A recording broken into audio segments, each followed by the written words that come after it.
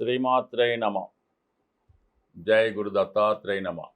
ఈ వీడియోలో మనం తులారాశి వారికి డిసెంబర్ 21 నుంచి 27 మధ్యలో జరగబోయే వార ఫలాలు పరిశీలించినప్పుడు చాలా గ్రహాలు తులారాశి వారికి అనుకూలంగా ఉండడం జరుగుతుంది. అంటే 3, 6, 11 అన్నవి ఉపచయ స్థానాలు అంటారు. ఈ భావాల్లోకి వచ్చినటువంటి గ్రహాలు జాతకుడి అభివృద్ధికి కారణం అవుతూ ఉంటాయి. అందువలన ఇప్పుడు ఈ వార ప్రారంభంలో 3వ స్థానంలో 3 గ్రహాలు సంచరిస్తూ, 6వ గ్రహం 6వ స్థానంలో శని భగవానుడు సంచరిస్తూ, 11లో కేతుగ్రహ సంచారం జాతకుడికి ఒక విధమైనటువంటి కాన్ఫిడెన్స్ని, ధైర్యాన్ని ఇవ్వడం జరుగుతూ ఉంటుంది. మనం ఎన్ని సమస్యల్లో ఉన్నా, ఎన్ని ఇబ్బందుల్లో ఉన్నా 11వ స్థానంలో ఏదైనా ఒక గ్రహం ఉంటే ఆ గ్రహ కారకత్వాన్ని మనం ఆశ్రయించినప్పుడు ఆ ప్రయత్నం, ఆ ఫలితం తప్పకుండా సక్సెస్ అయ్యే అవకాశం ఉన్నది. ఇప్పుడు ఉదాహరణకి మనకి ఈ తులారాశి వారికి ఈ 11వ స్థానంలో కేతుగ్రహ సంచారం జరుగుతుంది. అది రవి యొక్క రాశి సింహరాశిలో ఉన్నాడు కాబట్టి మనం ఈ తులారాశి వారు ఏదైనా పని ప్రారంభించి ఆటంకాలు ఎదురవుతున్నాయి అనుకున్నప్పుడు ముందుగా కేతుగ్రహ అనుగ్రహం కోసం విఘ్నేశ్వరుణ్ణి ఆరాధించి, అలాగే రవి యొక్క రాశి కాబట్టి సూర్య భగవానుడికి పూజించుకోవడం వల్ల కంపల్సరీగా మీ యొక్క ప్రయత్నం నెరవేరే అవకాశం ఉన్నది. అయితే ఇప్పుడు 3వ స్థానంలో రవిగ్రహ సంచారం ప్రభుత్వ అధికారుల ప్రోత్సాహం లభిస్తుంది. మీలో ఉన్నటువంటి టాలెంట్ను గుర్తించి మీకు కొన్ని కొత్త అవకాశాలు రావడం జరుగుతూ ఉంటుంది.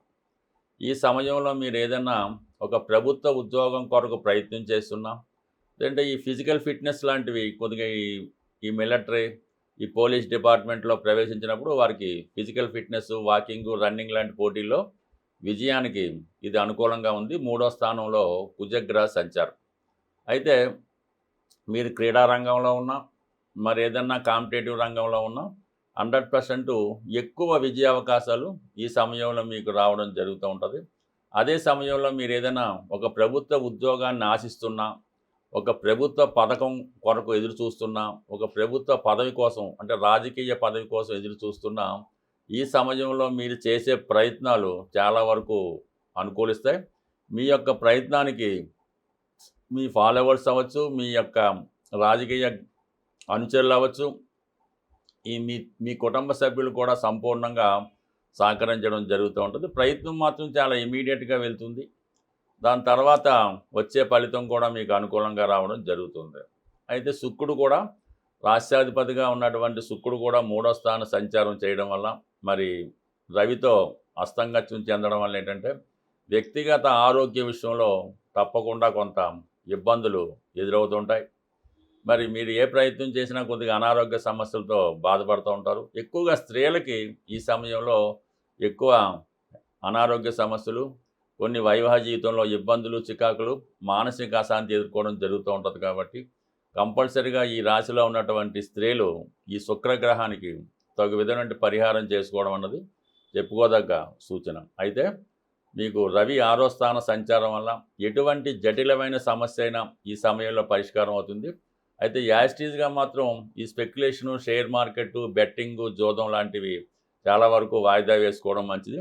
అలాగే ఏదైనా ఈ పెట్టుబడి పెట్టాలనుకునే వాళ్ళు స్థిరమైన వాటి మీద పెట్టుబడి పెట్టాలి తప్ప ఈజీగా ధనం వస్తుందని ఆశపడి ఇన్వెస్ట్ చేస్తే మాత్రం మొదటికే ప్రమాదం వచ్చే అవకాశం ఉంది. బట్ ఏదైనా తులారాశి వారు జాగ్రత్తగా ప్రయత్నం చేస్తే ఈ వారంలో చాలా కాలంగా పెండింగ్లో ఉన్నటువంటి సమస్యలన్నీ కూడా పరిష్కారం అవుతాయి. అలాగే ఈ పెళ్లి విషయంలో కూడా ఒక కీలక నిర్ణయం ఈ వారంలో తీసుకునే అవకాశం ఉంది. సాధారణంగా మనం ఈ గోచార ఫలితాలు, అలాగే మనం నక్షత్రాన్ని బట్టి జరుగుతున్నటువంటి దశలు, అంతర్దశలు, అలాగే గోచారం, ఇవన్నీ కూడా ఎంత అనుకూలంగా ఉన్నప్పటికీ కూడా ఒకసారి ఈ జాతకుడికి అనుకూలమైనటువంటి ఫలితాలు రావడం జరగదు. దానికి ప్రధాన కారణం ఏంటంటే మీరు నివసిస్తున్నటువంటి గృహం, అలా ఇదంటే మీ యొక్క వ్యాపార సంస్థ, అంటే మీకు ఏవైతే చరాస్తులు ఉన్నాయో అంటే ఎక్కువగా ఆస్తులు, వీటిలో ఉన్నటువంటి వాస్తు దోషం మీ యొక్క జాతక ఫలితాల్ని, అదృష్టాన్ని ఆఫ్ చేయడం జరుగుతూ ఉంటుంది.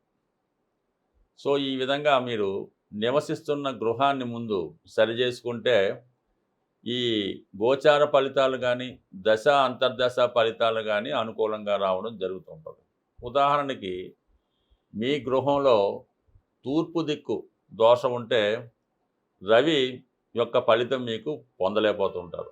దానివల్ల ఏంటంటే అనారోగ్యం, నిరుద్యోగ సమస్య, యజమానికి అవమానం కలగడం జరుగుతూ ఉంటుంది. అదే ఆగ్నేయ దోషం ఉన్నప్పుడు శుక్రగ్రహం ఆగ్రహానికి గురవుతూ ఉంటాడు. దానివల్ల భార్యకి అనారోగ్య సమస్యలు, కుటుంబంలో అమ్మాయిలకి, ఆడపిల్లలకి వివాహం జరగకపోవడం, అలాగే వారి యొక్క వివాహ జీవితం సరిగ్గా లేకపోవడం వల్ల తరచూ పుట్టింట్లోనే స్టే చేయడం జరుగుతూ ఉంటుంది. అలాగే దక్షిణ దిక్కు దోషం ఉంటే కుజుడు ఇబ్బంది పెడతా ఉంటాడు. అంటే రుణ బాధలు, ఇంట్లో మగపిల్లలకి చెడు వ్యసనాలు, అలాగే అప్పుల బాధలు, వివాహాలు వాయిదా పడడం జరుగుతూ ఉంటుంది. అలాగే నైరుతి దోషం ఉన్నప్పుడు రాహు యొక్క ఆగ్రహానికి గురవుతూ ఉంటారు. అంటే యజమానికి హెల్త్ ప్రాబ్లమ్స్, యజమాని మొండిగా వ్యవహరించడం, ఎవరి మాట వినకపోవడం, ఆ ఇంట్లో అందరితో యజమానికి విరోధం ఉండడం జరుగుతూ ఉంటుంది. అలాగే వాయువ్య దోషం ఉన్నప్పుడు ఒక 100 రూపాయలు అప్పున్నా సరే తీర్చలేకపోతుంటాం. ఆ ఇంట్లో ప్రేమ వ్యవహారాలు, అక్రమ సంబంధాలు, అలాగే జోదం, ఎలాంటి వ్యసనాలకు లోనవడం వల్ల అటు యజమాని, అలాగే పిల్లలు కూడా ఇబ్బంది పడుతూ ఉంటారు. ముఖ్యంగా అమ్మాయిలు ప్రేమ వ్యవహారాల్లో చిక్కుకొని ఇబ్బంది పడుతూ ఉంటారు. అలాగే ఉత్తరం దిక్కు దోషం ఉండడం వల్ల ఆర్థికపరమైన సమస్యలు, స్త్రీలకి అనారోగ్య సమస్యలు, మరి ఆర్థిక సమస్యల కారణంగా ఇంట్లో పిల్లలకి వివాహాలు చేయలేకపోవడం జరుగుతూ ఉంటుంది. ఈశాన్య దోషం వల్ల గురుగ్రహం ఇబ్బంది పడడం వల్ల మరి ఆ ఇంట్లో శుభకార్యాలు వాయిదా పడుతుంటాయి. ఎక్కువగా ప్రథమ సంతానానికి ఉద్యోగం లేకుండా ఇబ్బంది పడుతుంటారు. ఎక్కువగా నిరుద్యోగులు ఉంటారు. సంపాదన ఒకలే ఉంటే 10 మంది వాళ్ళ మీద ఆధారపడడం జరుగుతుంటుంది. ఎప్పుడూ ఆర్థికపరమైన సమస్య ఏదో ఒక ఆనయాలతో రావడం జరుగుతూ ఉంటుంది. అంటే ఈ విధంగా 8 దిక్కులు మరి జాతకుడి మీద ప్రభావం చూపుతూ ఉంటుంది. ఇందులో ఈశాన్యం అన్నది ప్రథమ సంతానం మీద, ఆగ్నేయం అన్నది ద్వితీయ సంతానం మీద, వాయువ్యం అన్నది తృతీయ సంతానం మీద, యజమాని నైరుతి మీద ఈ విధంగా ఇబ్బందులు ఉంటుంటాయి. ముఖ్యంగా గృహంలో ఉన్నటువంటి టాయిలెట్లు సరైనటువంటి దిశలో లేకపోతుంటే ఆ ఇంట్లో ఉన్నవారికి చెడు వ్యసనాలు, నిరుద్యోగ సమస్య ఎక్కువగా ఉండడం జరుగుతుంటుంది. ప్రధానంగా ఎవరైనా జీవితంలో మీకు వచ్చినటువంటి గోచారం కానీ, దశలు కానీ అనుకూలంగా ఉన్నా కూడా జాతకం ఫలించలేదంటే కంపల్సరీగా ముందు మీ యొక్క గృహ సంబంధించిన వాస్తు సరి చేసుకొని తర్వాత చిన్న చిన్న పరిహారాలు చేసుకుంటే ఏ గ్రహం ఇబ్బంది ఉంటే ఆ గ్రహాన్ని ఇంప్రూవ్ చేసుకుంటే ఆటోమేటిక్గా మనకు ఆ ఫలితం రావడం జరుగుతుంటుంది. చిన్న రెమెడీతో పెద్ద ఫలితాన్ని సాధించవచ్చు. ఏదైనా మీ జీవితం మీద మీకు శ్రద్ధ ఉన్నప్పుడు ఆ సిద్ధాంతం మీదో, ఆ జ్యోతిష్కుడి మీద మీకు నమ్మకం ఉంటే పరిపూర్ణంగా మనశుద్ధిగా మీరు ఆయన్ని సంప్రదించి మీరు ఫలితాలు ఇలాగా పరిహారాలు చేయించుకొని వాస్తును కూడా సరి చేయించుకుంటే ఏదో ₹1,00,00,000, ₹1,00,000తో పోయేదానికి ఒక 10,000 ఖర్చు పెట్టుకుంటే, ఒక ₹1,000 ఖర్చు పెట్టుకుంటే మీ సమస్య సింపుల్గా తీరిపోయే అవకాశం ఉంటుంది. స్వస్తి.